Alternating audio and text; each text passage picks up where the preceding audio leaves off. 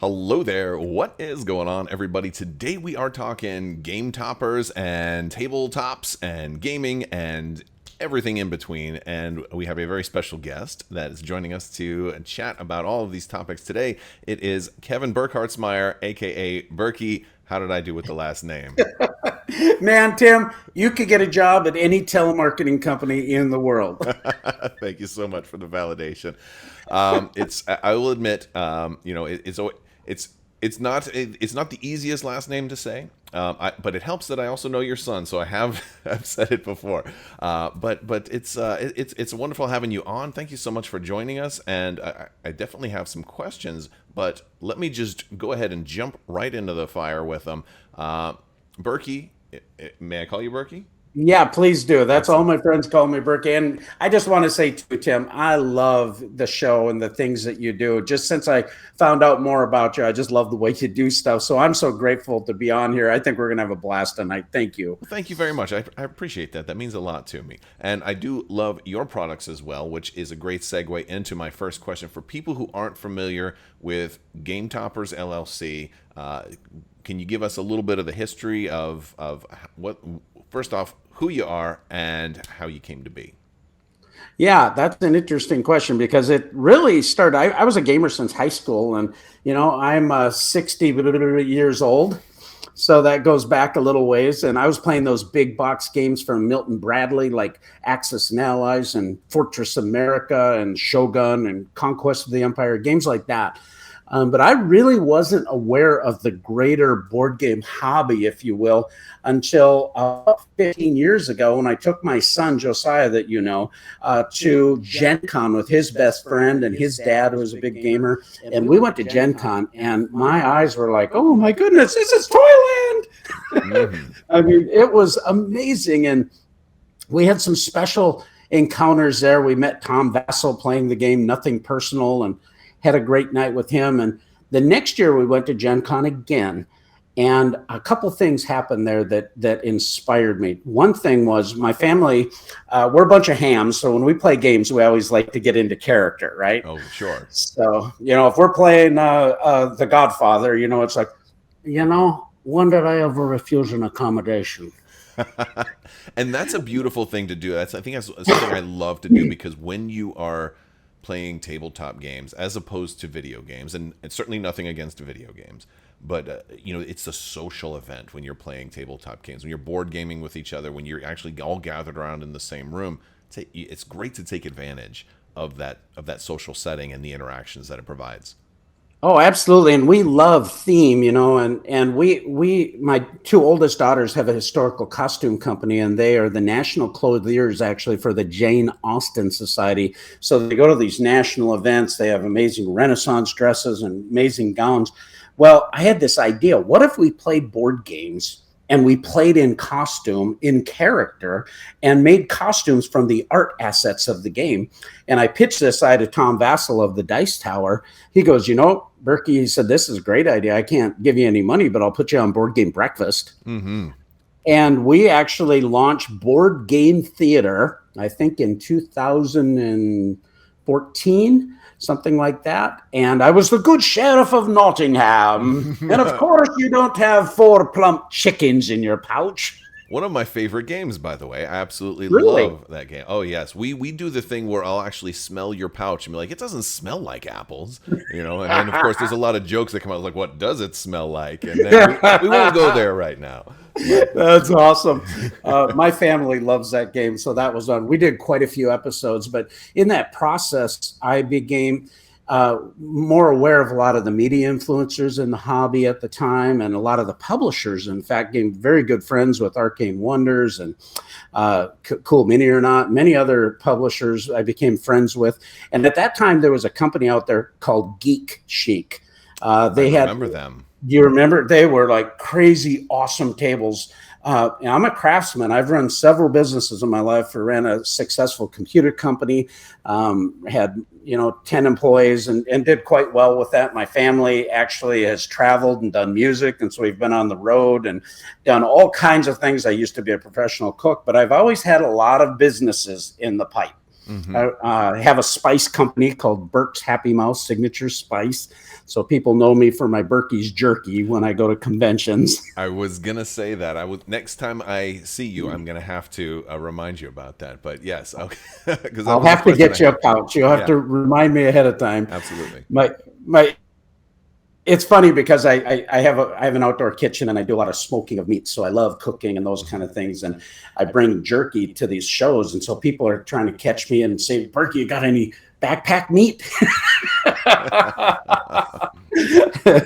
But anyway, so when I saw that Geek Chic table, I was just like, wow, I can build that. And then my dad is an amazing craftsman, and I designed this table. We worked on it and built this beautiful table out of hickory, and it's got copper and leather and all kinds of cool stuff on it. Beautiful table. Still have it, still love it. Mm-hmm. That said, most of the time when you look at these tables, some of these beautiful tables, I love them. No, I'm all for the companies making these. It's wonderful. They're, $5, $10, some of them are $15,000. Well, my two oldest daughters moved about an hour away from us, 40 minutes or so. And my wife and I would go up there and play games with them on Wednesday night. And I had this idea, what if I made a portable table? So I built one, and I got to be honest, it kind of sucked. Had a great big hinge in the middle, and I had an old crappy piece of carpet for a play mat, no cup holders, nothing, Mm-hmm. Yeah. Well, the first chance is usually never the the home run, but you've got to. No, and I could barely get it in the Suburban, and but we played on it, and it was interesting. And then I just kept thinking about it, and I built another one. Then I built another one, and the third one, I went, wow, this is pretty cool. And my daughters loved it, and I left it at their house. And then I got thinking about it, and it just couldn't get away from the idea. And I had a lot of connections in manufacturing in my hometown in Minnesota. And I went to one of them. My dad and I built an oak prototype of the topper also. And I went to Scott and I said, Scott, I got this idea. You're going to think I'm crazy, but there's this thing happening in the board game world. And he said the classic line, you mean like Monopoly? Of course. And I said, exactly. And I said, well, the holy grail of a gamer is to get a nice dedicated game table. Because the thing about a game table is it upgrades every game you play from that point on. It's the ultimate upgrade. And, if you're a fisherman, you want to get a really nice fishing boat. If you're into hunting, you're always going to get the biggest, best toys, right? Well, for a gamer, this is what we like. And so we looked at he goes, we normally don't get prototypes this nice. We usually get napkin drawings. Right. Oh, wow. Yeah. So we started talking, worked with their engineer. This is before I have a company now. Okay. We decide working with them that a military grade aluminum extrusion would be what we'd need to get the tolerances and the hardness of the type of aluminum to make sure that everything could have tight tolerances and high quality, wouldn't dent, all of that kind of thing. So it could become an heirloom type, but also could be manufacturable and could be reasonably affordable. Those were kind of the criteria so we could scale the product line. Well, we worked on that for about 8 months. I spent about $30,000 of my own money and a little I borrowed from my brother-in-law to go out on this crazy idea. But at that time, I had developed a lot of friendships in the hobby with publishers and media folks, like I was saying. And several of my media buddies bought these toppers from me for half of what I paid for them. I had way too much into them. But they loved the idea. They got them. They started showing them around. I had 18 publishers in 2016 at Gen Con that had my toppers in their show booth demoing games. Oh, yeah. I remember the first time that I saw the Gametoppers in use, and I think it was here in Orlando. It was when I started going to board game conventions, and it was at one of the Dice Tower cons. Oh, Dice Tower Con, yeah. And I was thinking, like, man, these are great, and there were so many of them because I think by that time you had really started to pick up steam, and yeah, these are. And for people who don't really understand what this is, this is a top that will transform any table into a deluxe game table. Did I? That's right. Is that like the? Am I doing it You're justice? hired. Yeah. Well, and we're not just talking like small coffee tables, although you have from different sizes like that. You can definitely do a smaller table, but you can also do like the 6x4. Like if you want to play a big board game like Warhammer or Star Wars Armada or Star Wars Legion, a game that you need a huge table, or even board games that are big like Twilight Imperium or whatever. Most people don't have, even their kitchen table isn't big enough to support these type of games. And not everybody can also afford like a $15,000 deluxe, massive, huge, table that's also going to permanently take up that much space. So Well, you presented the solution. you're really hitting on all of the things, Tim. Exactly. I mean, you're framing it just perfectly, because when we started, it was like, I'm thinking, okay, a lot of people don't have a dedicated space to play games. Like when I went to I needed a portable solution to take to my daughters. They just had a kitchen where we would play games on, but most everybody has a kitchen or a dining room table or a coffee table they're playing games on. And so that was the thought. How do we make the cost of a table is not in the legs. Mm-hmm.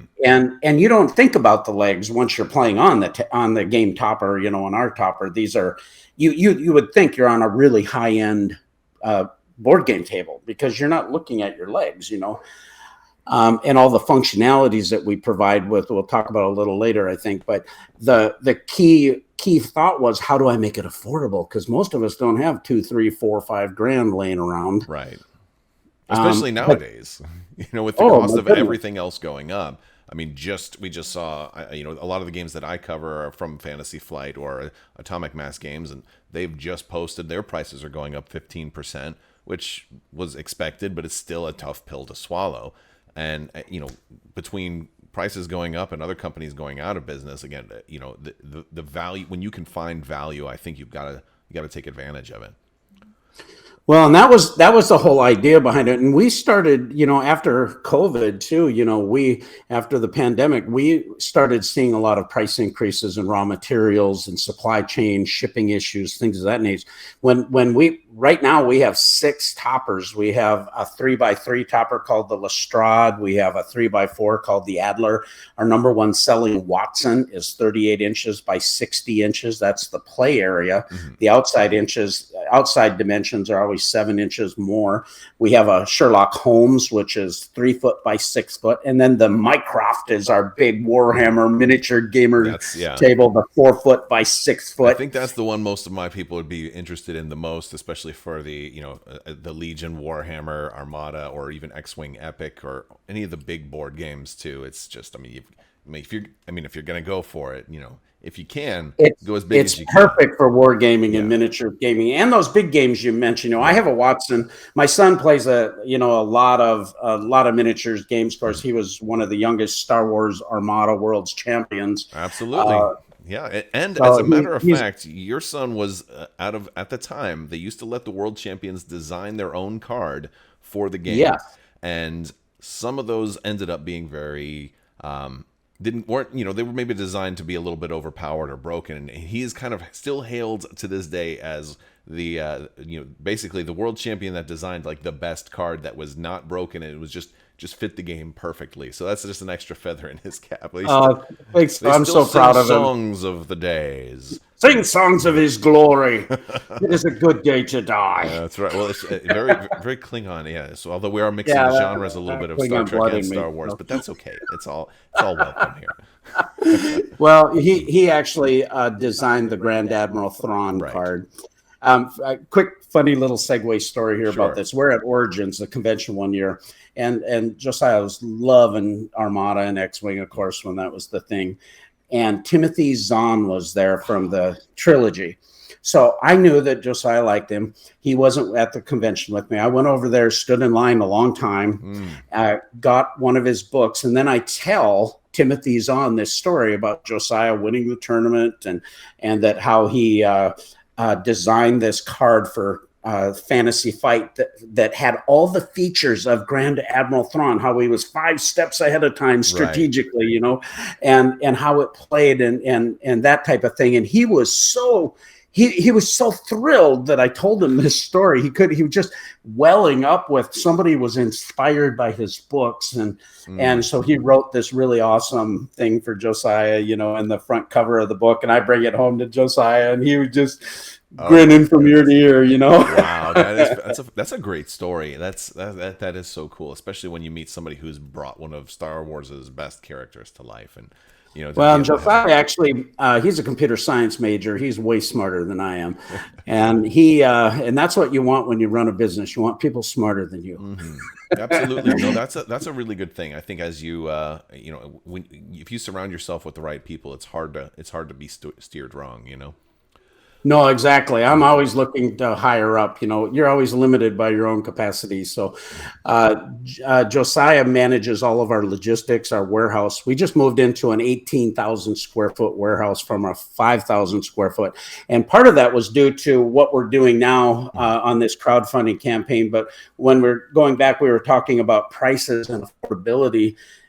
We saw our shipping costs on these beautiful toppers that people love. I mean, we've sold thousands of these worldwide, thousands of them, plus our neoprene game mats. We have 32 styles and in 12 sizes from some of the top board game artists in the world. We have 8 huge, amazing wargaming terrain mats and terrain packs. And can I show them while we're talking about them? Yeah, let's sure. do this, because you do have. I mean, it's a good segue into this. You have a new Kickstarter that's launching, and I do want to talk about. You know, I want to get your input on like what's new this time. Should better for new player or new customers or returning customers, but I want to have something to show people. So, yes.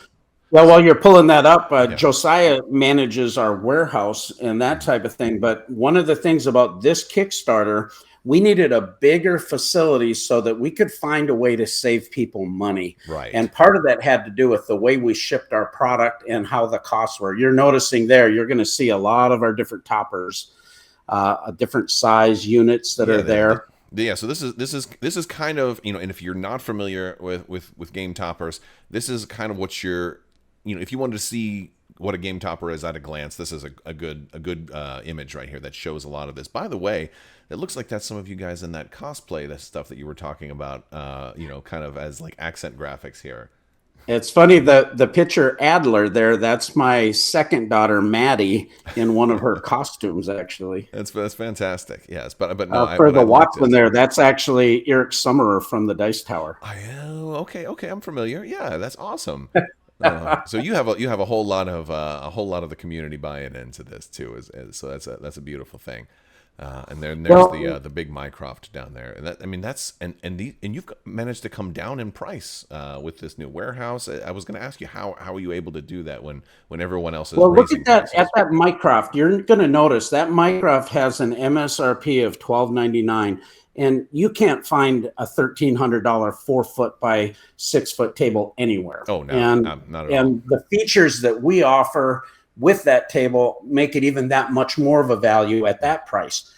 But with this new facility, we find a way to ship the product in 2 smaller boxes where the customer partially assembles, and it's super crazy easy. Where we were able to go down from our sale price of $10.99 that we would sell on our web store. It retails a little higher, but we would run it on sale at different times for $10.99. We dropped the price now to $8.99. The reason we were able to do that, we were able to buy all of the parts much better. We were able to find a different packaging solution. It took us 2 years of working with our engineers, working through the supply side, economic side of all of it to see if it was possible. But then I needed a bigger facility. Thankfully, we were able to buy this 18,000 square foot building in our hometown for less than what it was going to cost me to add on 6,000 square feet. But it took a lot of work. But now we're there. We dropped the price. That topper, that Mycroft, used to cost $240 to ship to the customer. Wow. Now it ships for under $99. That's fantastic. And that's a really, and that shows some innovation with process improvement that you guys are doing, that you're able to, be more efficient with that way and cut costs where you can. And not only that, but pass these on. to the customer. Now, it also says that they're made in the USA, and I think that's an important thing, especially for US based customers, especially with facing, with all the problems that the board game industry is facing today, and there's a lot of uncertainty out there. I imagine you're still impacted by some of this. We do import a few things, like our premium neoprene mats. We've been known as one of the top manufacturers of mats. We can talk about that in a moment. While you're doing that, I'm going to scroll down and showcase some of the mats, because you have a nice. We have full-blown leg kits there, dining covers, cup holders. There's Ryan Lockett from Red Raven Games, a brand new Arzium mat. We have another mat coming from Amber Scarf, Underwater World. These are amazing, high-fidelity, double-stitched edge mats. They're amazing, and you can always swap them out too. So for one topper, you get a couple of mats. You're going to have a whole different gaming, a whole different visual experience every time you swap one out. Brent Woodside's amazing. We got these new easel artist trays that we're having for miniatures gaming and for your rule book and notebooks. Let's talk about these for a minute. Now I'm gonna switch back and you can because I think you wanted to show this off. So. All right. So these easels, because we talked about this a little bit before we started rolling. Tell me about these easels. Well, we have tons of stuff that go into our Gametoppers system. This rail system that we have accommodates your cup holders, and these are collapsible, dishwasher safe. They lock into the channel so that you can put your cups and all that kind of stuff. Well, we've designed another tray. And this is solid oak. It's beautiful. It has magnets. It has a hole in it that you can run your cord through. But this locks into the rail. You can't see it here on camera, but it locks into the rail, or it can sit freestanding on your table. But what this does, it's an easel. So it can set in the tray. It can go either direction towards you or towards the table. So if you want to have a notebook for an app-driven game, or if you want your rule book or your game, a lot of people do that. But what's really cool, and I'm digging this, we have these heavy-duty magnets on it. So this locks in like this, and it locks into the rail on top of your table. So now you can have a full table where you can put a notebook computer, you can put snack tray, you can have your miniature armies all over this thing. Eventually, we're going to have a magnetic steel plate on here. So if you have magnetic miniatures, you can pop them on there. Excellent. That's really cool. And it's so versatile. And you've got artwork on there. Yeah, that was the gig. How do we make this thing really cool that it can do all kinds of stuff? This is the art from Brent Woodside that matches his D&D themed mat he made for us. And this is beautifully laser etched. Oh, it is really pretty. And you can see this also in more detail over on the Kickstarter page, which we're going to link down in the description below. And you've got multiple options. We got the Viking one. Oh, very cool. For glory. You guys do you have some other Viking themed mats too. I'm going to switch back over to the Kickstarter page and get down to some more of the art, because you've got some really cool. We've got more on the magnetic trays here. And I'm going to come back up to this. These are new tables that actually have laser etch in the oak. We have a standard aluminum, and then we have the luxuriant aluminum that allows us to put hardwoods and vinyl wrap graphics. So we have a space themed table called the Galactic table. But these here have these, like we have the high fantasy. Oh, that looks very, very kind of Tolkien-like, kind of. Oh yeah. Yeah. It's not written in the language of Mordor, is it? No, not quite. All right. No, this is cool. Oh, and you've also got covers. I haven't seen this before. It's new? When we started in 2017, it was just a dream, and then all of a sudden we started adding more tables and different sizes and more mats, and then people said, "Hey, we'd like to have legs to take the game night," and then people wanted a full-blown table, and then they wanted the dining. And so we kept innovating and kept widening the brand and continued to offer all these. We even have a leaf system for the table that can make your tables an extra 24 inches. So that Mycroft can go to 8 feet at Mycroft XL. Wow. That is wild. Amazing fun stuff. That is we have a rail there. You see this rail, you can convert half of your big topper into a small mini topper and make a coffee table. I have one that's camper. So when we're out camping, you know, I've got the very little cool. little 38 by 30, and then the dice aren't rolling off the picnic table and the cards and all that kind of stuff. That is really cool. You have all right. So this is a nice like a quick look at kind of a thumbnail of each of the different mats that you guys have available. And as you guys can see, that you know, those of you watching at home, there are a lot of different styles. There's sci-fi themed, there's fantasy themed, Western themed, snowy, volcanic, or solid color options. Water if you're doing naval games. Yep. You've got and you even have some that have like a grid system as well for your RPGs. Yeah, the fantasy RPG and our dungeon have 1-inch squares, and the Starfield, the Mars, the Battleground. We actually hooked up with Jay Solansky here a little over a year ago. Yeah, Jay's been awesome. He did some of our new terrain mats and the new arid snow and the snowy grassland. He did our Mars, the desert dunes. Oh, that thing is awesome for like Dune Imperium and any desert theater type games, pretty. Even Shatterpoint and all that. And your mats also, they have that stitched edge, so they're not going to fray around the edges. So and there's something about that tactile feel, and when you're rolling it out and when it has that, it makes it feel like this is a more deluxe. It's kind of fancy. You know, I do like that feel. We go to a lot of extra steps to make sure that our printing is high fidelity, that we have exact sizes. That's just very hard to do with neoprene. We use a very dense neoprene so they lay flat, and that we don't have that shrinkage issue with after we let the product sit, so that it comes back to memory and then is laser cut and beautifully done. That's an important thing. And accessories. You guys have a lot of accessories as well. A plethora of accessories, Peppy. Oh, absolutely. And this is cool. I mean, especially like the totes. Honestly, anytime you've ever gone to a board game night, a lot of times you have, you know, unless you're just bringing, you know, one game. If you want to bring more than one game, you kind of need some kind of carrier that's specially designed to hold board games, because board games aren't getting smaller. I mean, there's some that are small. There are a handful of like pocket-sized games, but most of your board games, they're getting bigger and bigger. So you need a bigger and bigger carrying capacity. Well, and that big double tote there, that can handle Gloomhaven or Frostgrave or all those big honking games. It's monstrously huge. Yeah. Well, and one thing I'll say about all these accessories, all of the things we've developed, this all comes from the love of gaming. This is from being gamers. You know, it's not like we you know, are going to some consultant to figure something out. You know, we are trying to develop things that we think we would like. And then I have a Facebook group called Gametopper Nation. People just join in there. I say it's not for service. You just email us. We always take care of people to the utmost. But this is a place just to share fun. And when I get ideas, I go, hey, what do you think about this? Hey, what do you think about this? And that's how I get the feedback to develop these awesome products.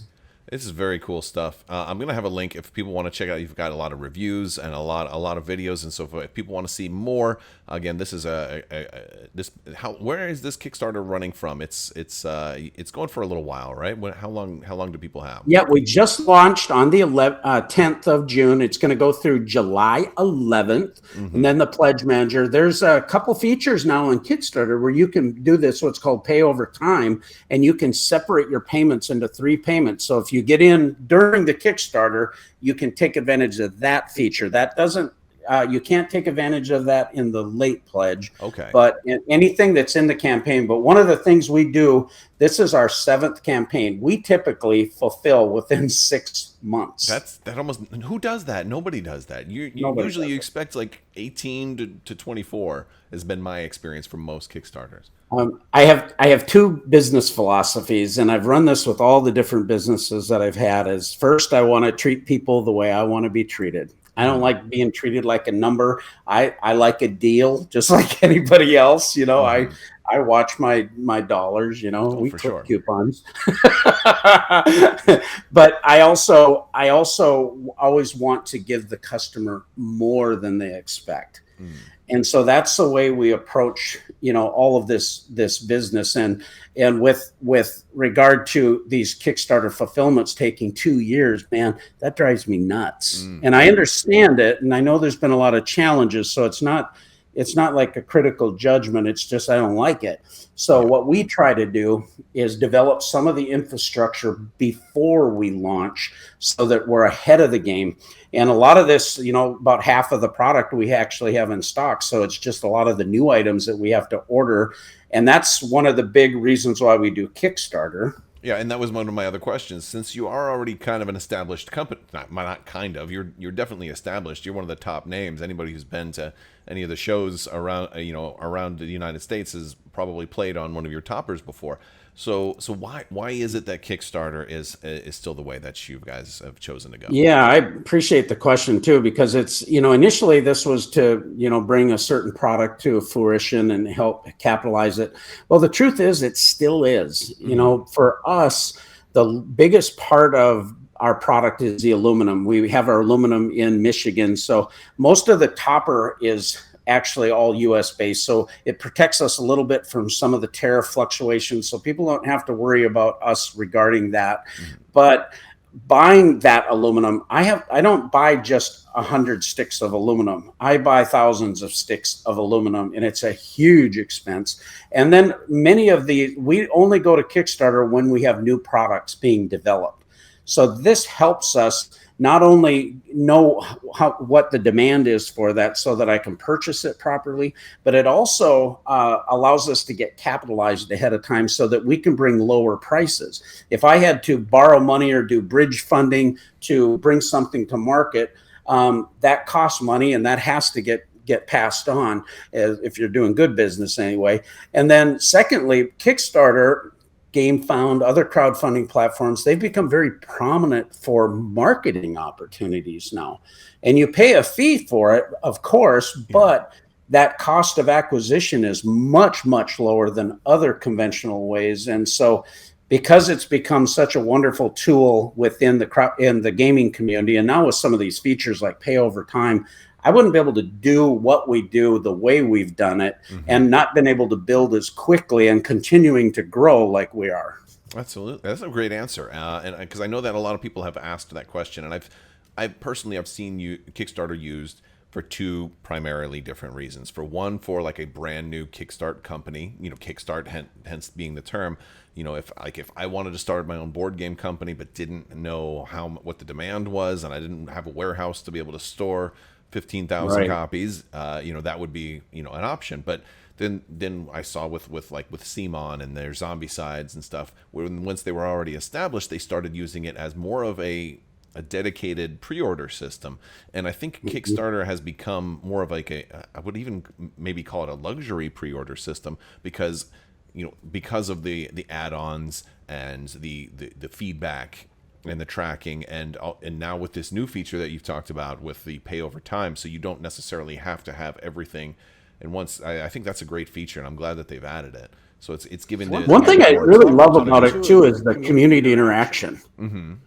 So I just love the way we're able to communicate with our backers and actually have interaction on ideas, and then for me to constantly be updating and communicating during the campaign. And it creates a lot of enthusiasm. Our backers are so passionate about Gametoppers. And the thing that they always tell me is once they get their topper, they always go, "Wow, Burky, these are way better than I thought they were." I think you told me that when you saw it at Adepticon, you went, Oh my goodness! I did. Now this isn't the first time. I know we talked for a little bit. We talked for a little bit at Adepticon, but I mean it was not the first time that I've seen these. It's not the first time that I've I talked to you at Dice Tower Con years ago, and I don't even know if you remember because you were very busy at the time. But I remember seeing these for that first time then. I told Josiah and I told you these are amazing, and I had just picked up a gaming table. And I was just like, this is so much better than what I have. And I had a dedicated gaming table, and it was just like, yours is so much better, and it's incredible. And I wish I had known, beforehand, and it's one of those, it's one of those things. But it's nice to also, because you have them at the conventions, it's nice to actually be able to play.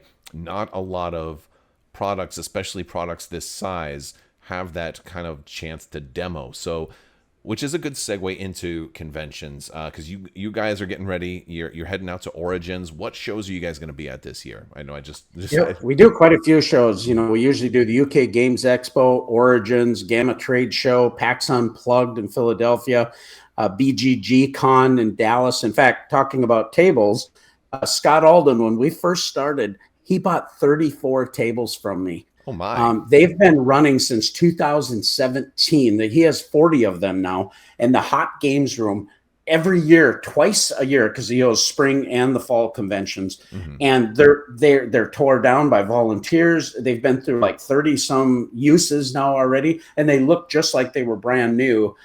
We've actually been starting to do a whole bunch of game mats for we just renewed a 3-year sponsorship with Gamma Trade, or the Gamma Association, which runs Origins, and we're delivering Monday actually 300 brand new game mats for their open play area. We had about 150 of them that's been there the last 5 years. UK Games Expo has 250 of them. PAX Unplugged has 120 of them. Tantrum Con, a whole bunch of other smaller conventions. So we love hitting the convention circuit, and we do our best to bring a variety of products and have some fun specials at the shows for people too. That's fantastic. So I've got to also ask, do you get to play any games? You get to go to all these shows, and I'm sure you're working so much of the time, but have you played any new fun games lately? I used to play games.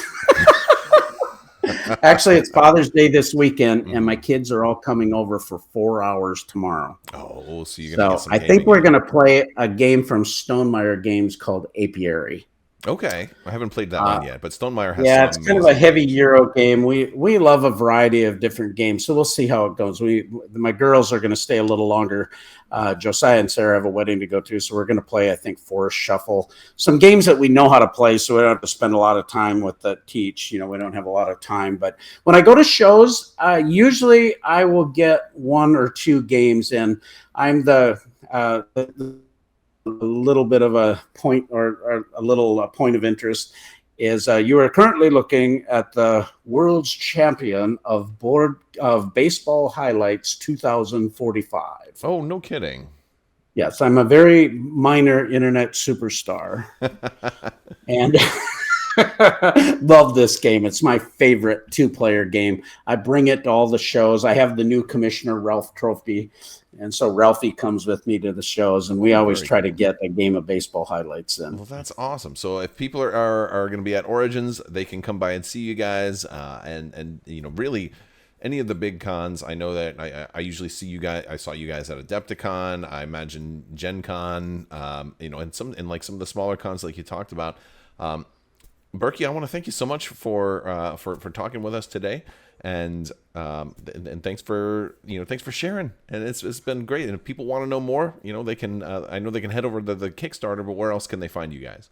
They can find us at GametoppersLLC.com, and you can go to our website. Our social media is well populated on Instagram at Gametoppers, Facebook Gametoppers LLC, Twitter we're GametoppersLLC.com.